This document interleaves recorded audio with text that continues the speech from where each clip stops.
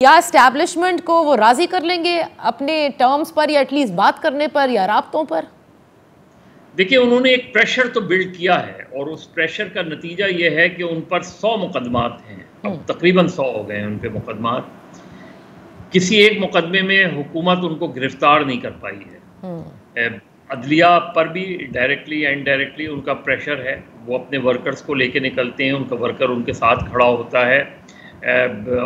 جب وہ نکالے گئے جو ہے ان کے خلاف عدم اعتماد کی آئی تب بھی ان کے سپورٹرز ان کے ورکرز باہر نکلے، جو کہ انفارچونیٹلی ہم نے ماضی میں نہیں دیکھا۔ سو پریشر ٹیکٹکس آپ کہہ رہے ہیں کہ وہ استعمال کر رہے ہیں، ذرا حکومت کی طرف میں آ جاؤں تاکہ یہ آپ ان پہ بھی ضرور کامنٹ کر سکیں کہ یہ جو کچھ حکومت اس وقت کر رہی ہے، چاہے وہ زمان پارک ہو یا جس طرح کے کیسز بھی بن رہے ہیں یا وہ ہینڈل نہیں کر پاتی جب عدلیہ میں پیشی ہوتی ہے، یہ انیبلٹی ہے یا آپ کے نزدیک حکومت بھی اس گرین سگنل کا انتظار کر رہی ہے، وہ ڈیزائرڈ سپورٹ جو وہ سمجھتے تھے انہیں ملے گی وہ نہیں مل رہی؟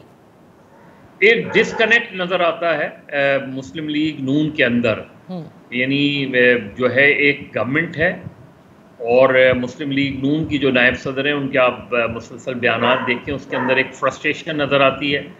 وہ انڈائریکٹلی حکومت کو بھی بلیم کر رہی ہیں کہ وہ عمران خان کے خلاف کوئی کارروائی کیوں نہیں کر پا رہے، اور وہ فرسٹریشن اس حد تک آ گئی ہے کہ وہ اب یہ بات کر رہی ہیں جو کہ ویری انفارچونیٹ کہ جی اس پارٹی کو کالعدم قرار دیا جائے، اس کو دہشت گرد قرار دیا جائے۔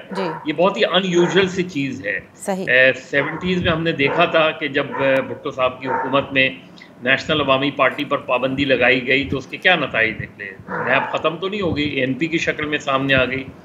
اتنی بڑی جماعت کو، اتنی مقبول جماعت کو آپ کر کے دیکھ لیں، ایکسرسائز کر کے دیکھ لیں، یہ بھی ایکسرسائز کر کے دیکھ لیں۔ اچھا، وہ ایک فرسٹریشن ہے اوکے جو نظر آ رہی ہے اس کے اندر۔